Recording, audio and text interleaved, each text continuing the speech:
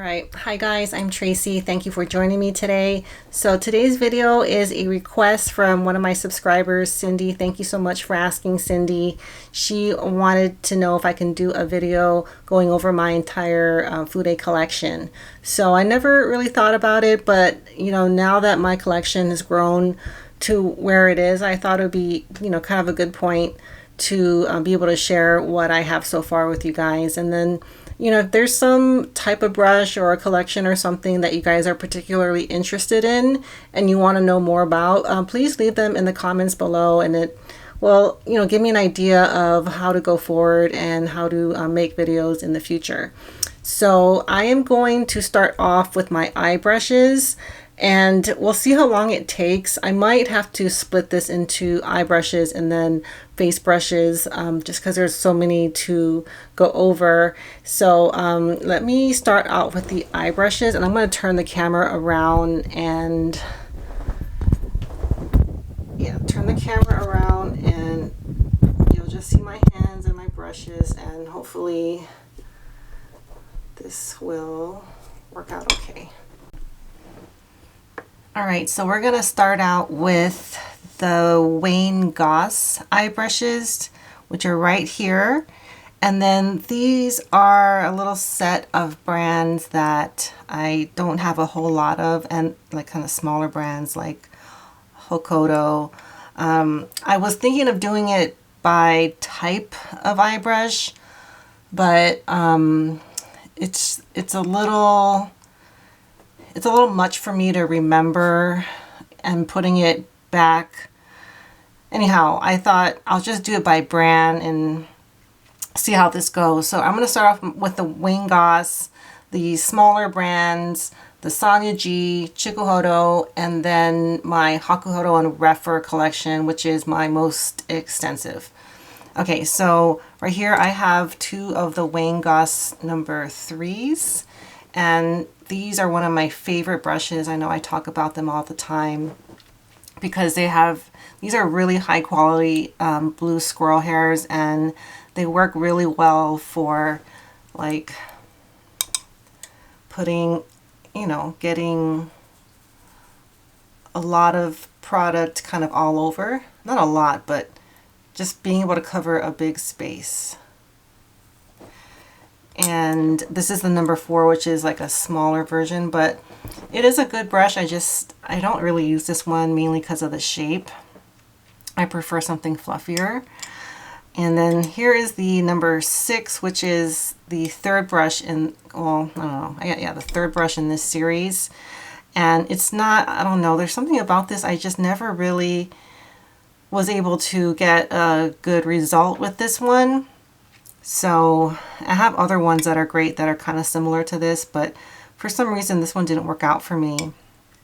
And then the smallest of his blue squirrel hair is the number 5, and this is a really great pencil brush. I'm not going to talk about it too much because you can't get this one, and I have a feeling he might be phasing out these squirrel hair brushes because I don't see them, I don't see like these two getting restocked. So I'm not sure exactly what the future of these brushes are, which is sad because they're actually really good. And I have the number 16 from him, which is his, I think this is his largest goat hair blending brush. I use it for concealer. And then I have a 19, I have two 19s, which these are one of my favorite like crease brushes. And then I have his brow brush, which is the number 21. And I really like this for when I used to use like a dip brow or a powder to do my brows, but I've just been using a pencil, so I hardly use this one. But if you are looking for a good brow brush that's kind of on the longer side, this is a really good one. Hope you can see that. Okay. And here, this is my Bisioto Kolinsky hairbrush, and I'm really enjoying it. It doesn't paint on the shimmer the way some of the other brushes I'm going to talk about do, but it's just a really beautiful brush, and I do find myself reaching for this. And this is the Mizuho CMP 527, which is a really nice squirrel mix, and this is the only brush that I have that has this severe point. You can't really see it, but it's a very unique shape, and I do find it very useful for darkening, you know, the crease area with a little bit more precision, but not applying a lot of product at the same time. And then this is my Hokoto Kolinsky brush. This one's pretty new to me, so, but it's a nice brush. It's very, very luxurious looking and feeling. And this is a squirrel hair koyudo brush. I really don't know what I was thinking when I got this. It's fine, but I wouldn't recommend it. And then here is a Haihodo gray squirrel packing brush, which I really like. I actually have this in storage just because it's such a fine, it's such a, I feel like this is a very delicate brush, and it's just so beautiful. I don't need another one like this right now because I have a lot of this shape, but it is a really nice brush. I think this is my only Haihodo eye brush. Okay, so that's my Chikuhodo eye brushes, and I don't have a lot from this brand, so this won't take too long. I have two of the Z series, the number 10 and 11. I think the 10 is this pencil brush, and 11 is the fluffy blending brush. The kind of downside of this one is it doesn't look very nice. See how it's like frayed, and it's just it looks kind of messed up, and it always looked like that. But I really like this. It provides such a light, like, dusting of shadow. It's really good for that first layer, even lighter than the waynegoss number 3. And I do use this one a lot, even though it looks it looks old, but it's really not. And then I have the Artist 6-8, which I talked about in my favorite brushes under $30. And it's an amazing brush. I talk about this one all the time. It's really durable and very useful. And this is the Takumi T6, which I use for concealer. I've also heard it's good for powdering the under eyes. It's a very nice brush. I don't love the Takumi series. It's okay, but it's not my favorite as far as the aesthetics of this line. And then I have the GSN 15, which is for brows. It works fine, but it's definitely not necessary. And the GSN 9, I talk about this one all the time. One of my favorite squirrel hair packing brushes. And here's the Artist 12-2. And I was using it a little bit for concealer, but I just have other things that I prefer. It's a pine squirrel and weasel mix. It's very soft, and it did work really nice for concealer, but you know, I'm pretty sure I'm damaging it while I'm doing that. Okay, so those are my Chikuhodo brushes. Oh, one more that I have not used, and I don't want to use it because, you know, I feel like I want to give this away. It's a Horse large packing brush, and it's got that beautiful red handle from the Artist collection, in case you guys don't have one. I really do like this red lacquered as opposed to the dark black long handles. Okay, so now I'm going to go over the Sonia G Eye Brushes, which are really not a lot. This is all I have. I have the Worker Pro, which I rarely use, and I have the Builder 3. I really do like this one. This is probably my most used Sonia G Eye brush. I like it for lower line lining, and pretty much that's it. And the flat definer, I just really don't use this brush, and I'm not sure why. It's a great brush for what it does. I just prefer a pencil brush. I think that's why. And this is not really an eye brush, it's a soft concealer, but I do use it pretty often for shimmer eyeshadows. Okay, so we're gonna go to the biggest collection I have here, and this is my Hakuhodo and Rephr brushes. So they kind of look alike as far as the style of the hairs. And the Rephr brushes I haven't had very long. They're kind of new to me. And so let me try. Okay, so I'll start with the Rephr brushes really quick. This is the number 12. And I know some of you guys have recommended it for deepening like the outer V area. I just have not gotten to it yet, but I do plan on it. The number 1, which I actually really like, I use this kind of interchangeably with the Hakuhodo J5523. A really solid brush for blending, doing a transition color. And then the number 13, this is a really good alternative to the Hakuhodo J5529, just a little blending brush, which is this one right here. And then the number 2, which I use for lining. See, as you can see, I did wash these a couple days ago, but I have to use them and I didn't want to have to wash them again.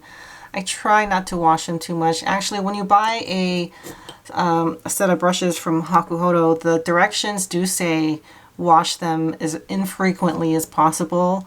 And they recommend using like one of their towels like this and cleaning it. So I do that, pretty often, but it doesn't quite get it clean, but does a pretty good job. So this is the 14. It's kind of very, very similar to the waynegoss 19. And this is the number 15. This is very similar to the waynegoss 16. And I've only used this for concealer. Looks like eyeshadow. Maybe I did use it for eyeshadow, but it's just a little big for my eye shape, but I do like it for concealer. And then the 21, and this was gifted to me by Rephr. Actually, most of the eye brushes were gifted, and this is one that kind of surprised me because it's a synthetic brush and it works very well with picking up shimmers and really like painting it on your lids. And yeah, it's a very efficient brush, and I do enjoy this. I brought this with me on vacation. So a very solid brush. If you are looking to order from Rephr, I highly recommend this one. And this is their little number 3 liner brush. It's not their smallest. I believe this is their second to the smallest. And I really do like this one. It looks like the Hakuhodo G5514, but this one is better. It's just more precise. It has a finer point, and it's just, I guess you can see it like this. It's just more specific, and it doesn't give too much, which I prefer. This one, it's more bendy, and it didn't provide a very strong line when I was trying to line my eyes with it. So I actually use it for Latisse, so it's all messed up. I don't recommend that, by the way, but I actually really like this for using shadow on the top lid to make an eyeliner, and kind of the outer lower lash line. It's really good for providing a very precise line. And then these are my Hakuhodo eye brushes, and these are some of my favorite brushes, and this is what started this whole, really kind of started my brush obsession, was Hakuhodo, because they pretty much have something for everything. And I can start off with the packing brushes, which are the horsehair packing brushes are right here. So this is the smallest. This is the smallest one, the 246. And I like this because, for the inner part of my eye, it's really small to get into like the little inner corner of your eye. This is one that's a little bigger, the 242. I think this is the most versatile. Even if you have bigger eyes, you could, make use of it. And then the G5505, which is the largest of this type of brush I have. I really do like this one too. It's a little fluffier, just a tad bit fluffier than the other two. But really, really solid brush, all of these right here. And then here's a little goat hair packing brush. This is, I believe, the G5515. And I do use this sometimes. It doesn't provide a very strong application, but you know, it does its job. If you're trying to get like really into the upper lash line with like a dark black shadow or something, this is good to get it because it won't poke your eyes, you know, as it won't as likely poke your eyes as if you're using like a flat one. Like I don't have one to show you guys, but it's very gentle, you know. If you do tend to, you know, poke your eyeball a little bit when you're doing lining, I recommend something like this because it's very soft, you know, compared to something like this. And here's the J4006, which is to for your lashes, and it does really work well. I just don't usually take that much time to get my lashes to look good, but I do think everyone could use one, you know, for those special events where you want your eyelashes to be really separated and fluffy looking. This will help. You just have to use it when your mascara is still wet. Once it's dried, it's just kind of too late for this guy, but I do really like it, and when I do need, you know, to use it, I'm glad I have it, but I just don't use it on a regular basis. And then here are my two J5523s. I talk about this all the time.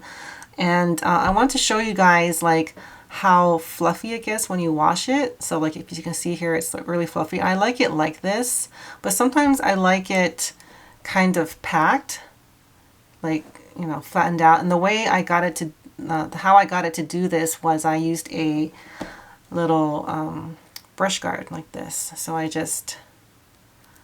cut these in half too. And then when you're drying it like this, it becomes, you know, just more compact. Talked about this little pencil brush. And here's the J5529, which I talk about all the time. One of my favorite brushes for blending. I do think I prefer it a little bit over the Rephr 13, just a little fluffier and a little bit silkier. But a super useful brush, especially if you have small hooded eyes. But I think if you have bigger eyes too, you'll probably find good use for this one. And here's the G5523, so it's the same style as this one, just in a blue squirrel version. And this is a really great packing brush.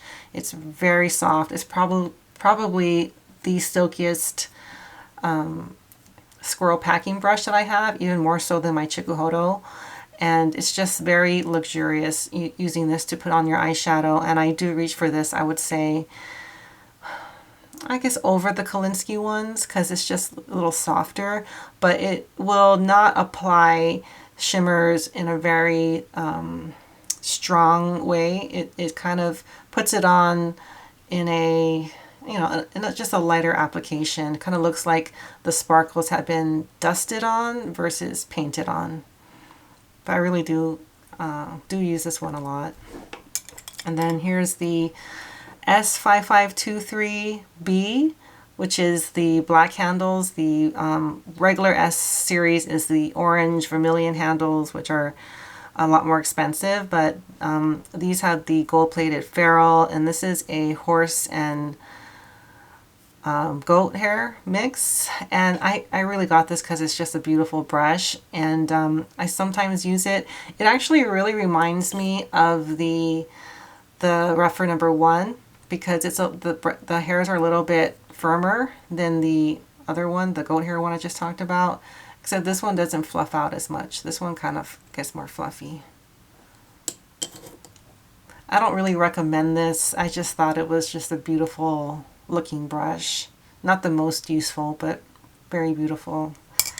And then here's the J5533. I really don't use this brush. This shape is just not something I have a lot of use for. I prefer my blending brushes to be tapered, and I know Michelle Wong is a fan of this brush, but I just never really found a use for it. but it's one of their most popular eye brushes. And I don't know, I just don't use it. This is normally in storage actually. And that's gonna do it. I feel like I forgot something, but if I did, I will include it in my face brush collection. All right, thank you for watching, you guys. See you later. Bye.